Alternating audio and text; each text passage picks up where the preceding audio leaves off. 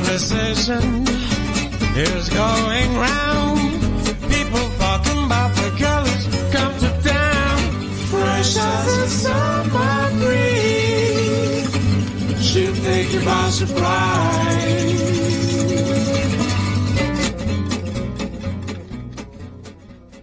Good morning and welcome to another episode of Fresh Waves here at Whistle FM. We have, as we always have, another fabulous show lined up for you today. If you're just hanging around this morning with nothing to do, having a morning cup of Java, or if you're busy, throw on Fresh Waves and we'll entertain you while you work. We've got wonderful guests this morning. For anyone who doesn't know already, this is National Volunteer Week. And in honor of National Volunteer Week, in the second hour of the show, we will be having two amazing volunteers. Ivan Harris, who has his over 50-year pin from the Lions Club, and Diane Ward, who volunteers more in this community than anybody I know. And she's the one that was responsible for getting the handicap washroom unit established and built. Awesome job. And now it's unique in the world, and we'll let her tell you all about that in the second hour. But to start the show, we have interior designer, decorator extraordinaire, Jolana Pettifer. Good morning. Drum roll. And we're giving our big shout out to Reeser's Market and Bakery. And the reason I invited you into the conversation now, Jolana, is that you and I are both chowing down on these Morning Glory muffins, and they're so good. They're so good. Yeah. If you need Morning Glory muffins, it's not today. It's yesterday. Mm-hmm. Tuesday's Morning Glory Muffin Day, but I think they taste just as good the day after. I love these muffins. Yeah, they are packed full of delicious ingredients. Oh, yeah. There's carrots and raisins and pineapples, cranberries, everything. They're fantastic. And that's at Mercer's Market and Bakery, 5758 Main Street. Good morning, Jason Rumball, who is working our board today. How are you? Good morning, Brent. I'm doing very good. How are you? Great, thank you. And Ivan Harris will be joining us later, but he is our producer at large and the man behind the scenes, and we appreciate all the work that he does here at the station and on the show. Mm-hmm. So, Jolana, for the first time ever in the history of this radio show, and we've been doing this for over 4 years now, we're going to use my house as the guinea pig house. How fun was that? I kind of turned the tables on you, didn't I? You did. We were going to have a show today about color, which we will hit on, but as you came over to the house to look at colors to paint our entrance and hallway. Very unique home, yeah. And it's a unique home, but it also is one wall that runs into another wall that runs into another wall where there's really no room divide, then up into a second story that you can kind of make a room divide, but the two walls join anyway. And there's lots of angles and different heights, Yeah. So it presents all kinds of challenges. So we were looking at the walls in order to do the color, and before I knew it, Jolana started moving furniture. So basically what I wanted you to experience, when I go into someone's home, quite often they'll say, I hate my room. Well, I start asking a lot of questions like I did with you. I know you're probably very tired of me by the time I left. No, not at all. But in order to understand how your family lives, how it functions, which rooms you like to use, what's the walkways into different areas. I try and really get a sense of your family life. So from there, because I got squirreled, as I called it, we got done with our color consult, and I knew I still had some time, so I really wanted to give you an experience that a lot of my clients have. So we walked into your living room. Yes, I remember. Right? The most incredible home in terms of the architecture. It is a very unique architecture. It is very, very unique. The original owner was from Prague. Yep. And had a very Czech flavor, as you'll notice. My countrymen, just saying. So you'll notice that the little tiles on the floor, the inserts, are all symbols from Prague. With the turnip. Yeah. It's not really a turnip, but the castle, the colors are the same. Then the architect was actually Italian. So we had all these things going. Yeah, very European. Yeah, very European. And also, if you start looking at the workmanship in the house, the herringbone floors are probably one of my absolute favorite features. Your fireplace walls, I mean, they are walls. They're statement pieces in themselves. The granite Marble. Mm-hmm. Marble. Mm-hmm.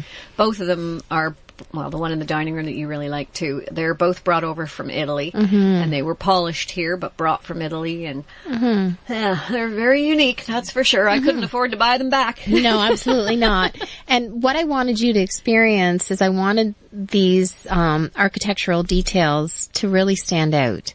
And the way you had it, I'm not saying it was wrong. So understand that, and I will say this to every client, but sometimes you need a new eye to come into the home and say, would you consider?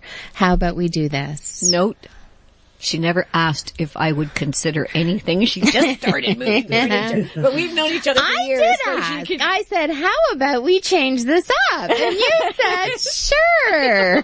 I thought you were going to move one of the pieces of art from one wall to another. Anyway, for those of you who are listening, just to let you know, we have posted the pictures of before and after on my website. So it's freshwaves.ca. So if you go to freshwaves.ca, you'll be able to see the living room before, and my children are in it because I just never took pictures of the room before now. And then you'll see the after pictures. And what a difference the before and after really make. So, okay. For sure. This is what we call staging, what you did. Yeah. So but we literally, usually people do it because they're moving, so they stage their house to move. Or they've moved into a new home. So we do a lot of staging as soon as people move in, because if you do it right from the get-go, you're going to enjoy it for many, many, many years to come. And again, just going back to your living room. So the unique items in your living room is you have large picture windows. You have angled walls. Yes. You have varying heights. Yes. You have bulkheads. Yep. And you have, again, an incredible fireplace wall, which is a feature of the house. Yeah. But in your case, you're also in the country. So your outside is pretty magnificent as well. So one of the challenges are, okay, we still want to be able to enjoy what you have on the outside. We want to be able to bring the outside in, and we also want to make sure it's a functional, entertaining space. So you had all these different things that we were literally trying to combine all at the same time. Right. So what we ended up doing, and I know at first it was a little bit of a moment for you, I actually suggested that we actually move the large piece in front of one of your large picture windows. The couch. Yeah, the couch. There was a big green couch which you had along one of the walls. So when you walk, yeah, it was a flat wall. And when you walked in, you kind of felt like, why are there just chairs in here? Because you actually could not see the sofa because it was on a wall that was on an interior wall. Yeah, kind of behind you when you walked into the room. Yeah. So by moving the couch in front of the fireplace, it actually gave you this incredible focal now when you're sitting in the sofa of this fireplace that is magnificent. Right. We took the chairs and we balanced. Now you understand, though, before we go on, you understand my original logic was to put that couch along that wall so that you could see outside. Yeah, absolutely, because we talked about that. Yeah, you could see the outside, and kind of the fireplace was off to your right shoulder, but you could see outside. But I have soon found that you can still see outside. Sure you can. And also what was happening is you actually weren't grounding the room, so you weren't really looking outside. Because when you walked in, everything was floating. There was no rhyme or reason to it. So yes, you have these great windows, but I'm not so sure that it was appreciated the way it is now. So by taking the chairs and putting them on either side of your sofa, you now have a grouping as well. So if you want to look outside, you can sit in the chair, you can sit sideways in the sofa, and then you have an incredible Prince of Wales plume back chair, which I've put by the fireplace. So if you actually want to pick up a book and read, that's my you favorite have chair. Full view. Just full view, and it's now gorgeous. Actually it stands out like the piece that it is, because it is such a spectacular piece. And to me, it's like a piece of art. So that's how I'm actually treating that. If you also noticed, I used layering on your sofa. So I included an incredible Hudson Bay throw. I used the existing cushions that you had.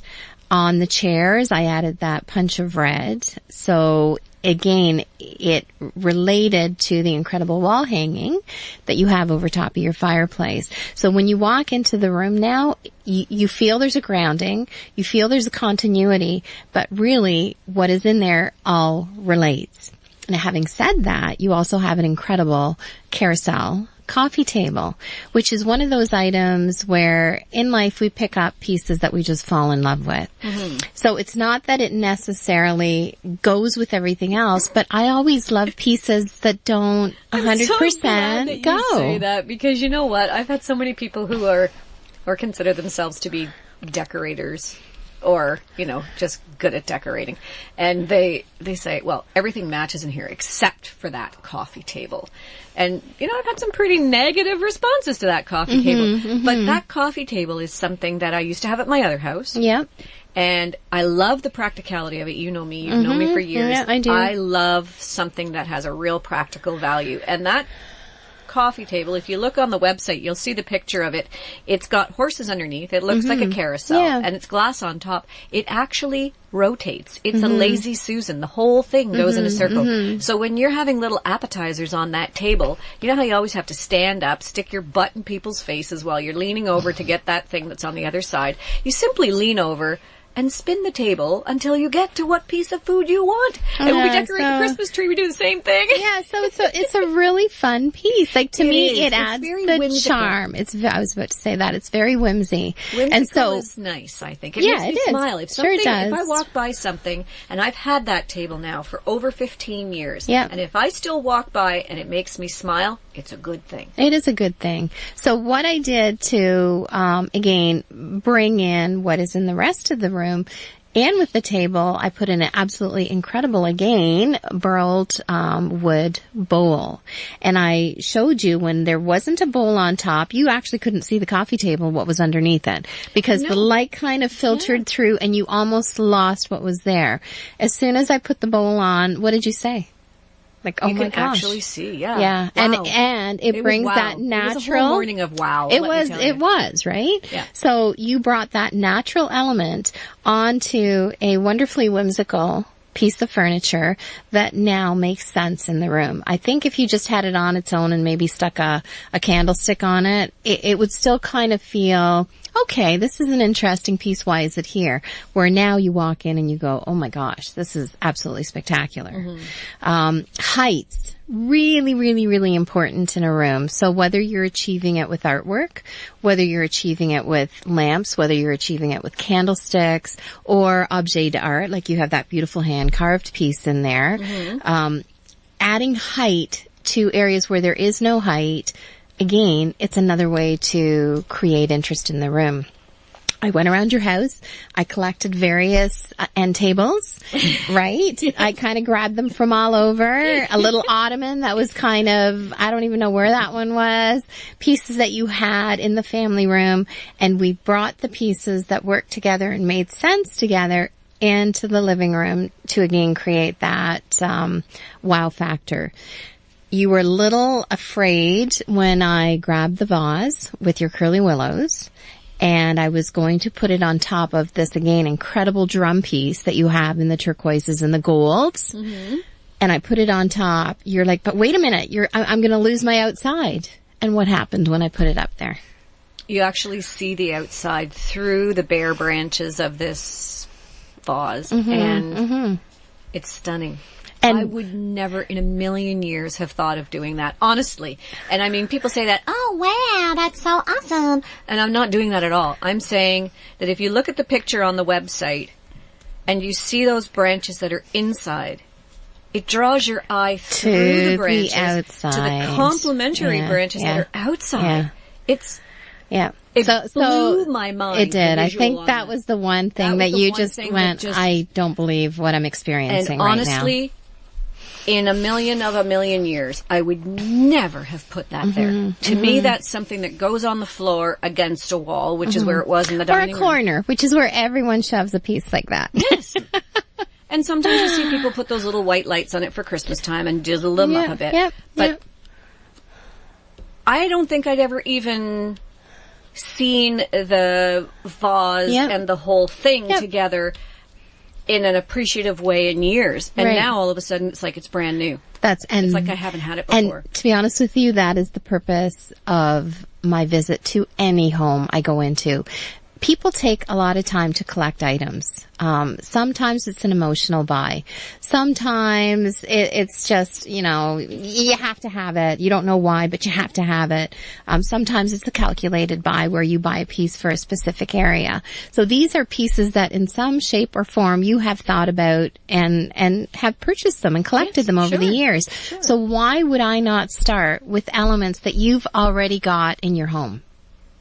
Like, to me, that makes totally so much sense. And even the drum that I put it on top of, now the drum and the vase and the curly willows, they are one piece. They are like a sculpture. They are like a piece of art as opposed to 3 separate elements. Yeah. So it's wonderful.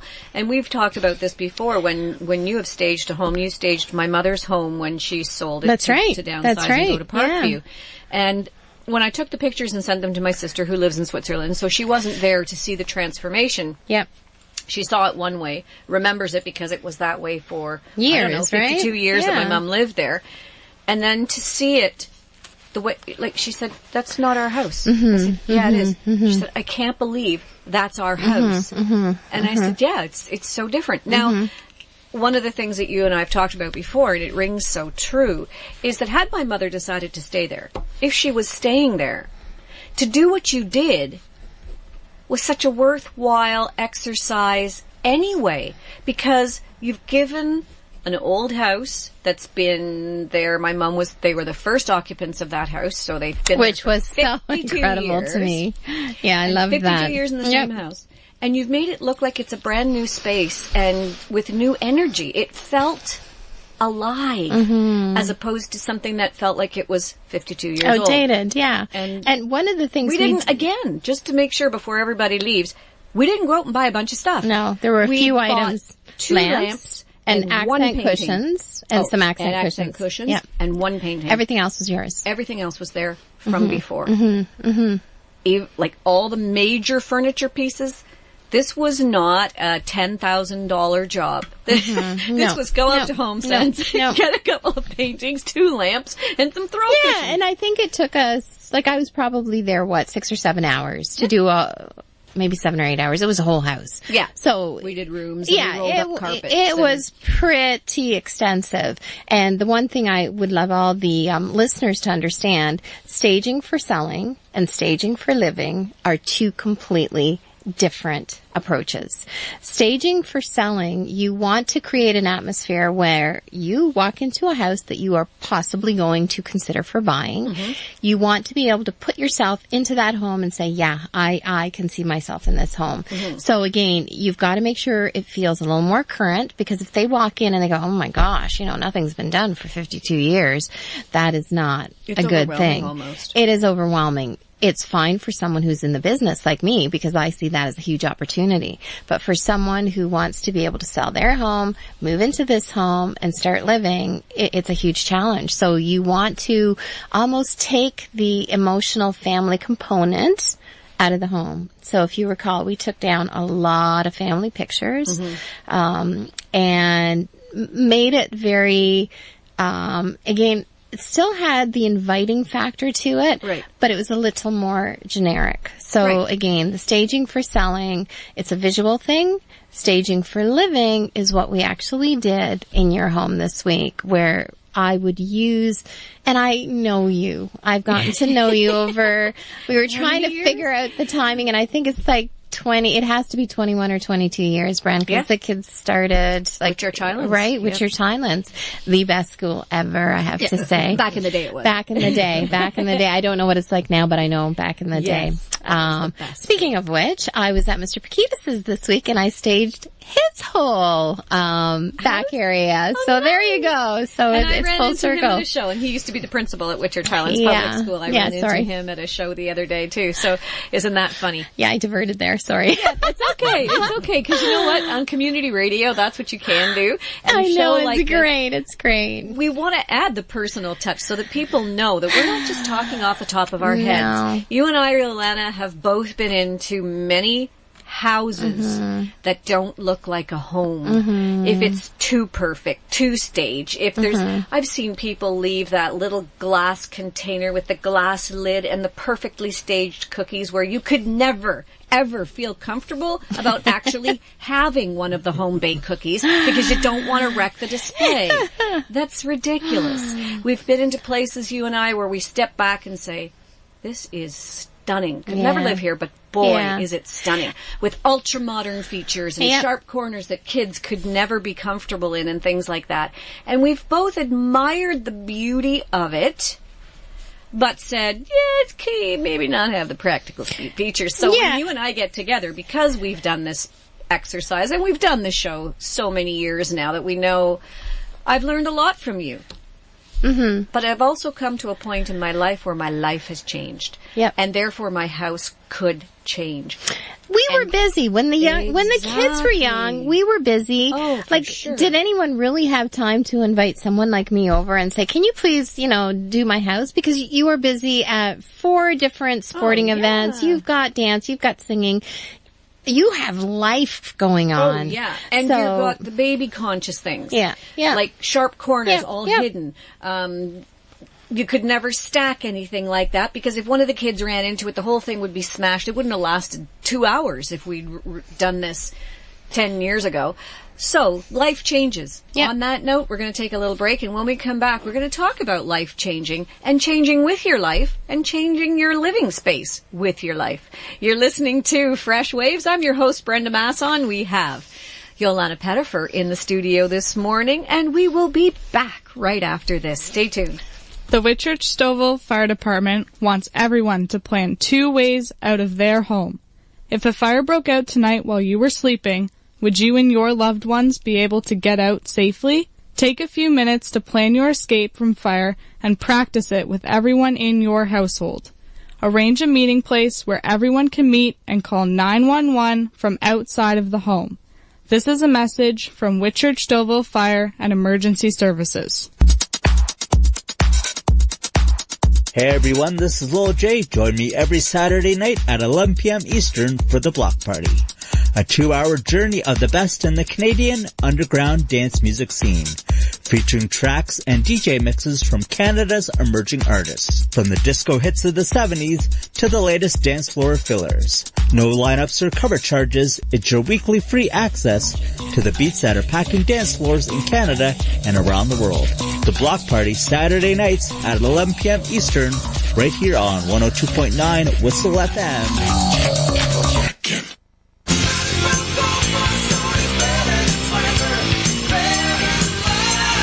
Hi folks, Kim Mitchell here. However you choose to get around, your ATV, your snowmobile, your boat, car, if you have a motorcycle, all these things take 100% of your attention and skill to operate safely. Alcohol impairs that, and bad things can happen. So, be smart, okay? You know what I'm going to say next. This message brought to you from the Safe and Sober Awareness Committee.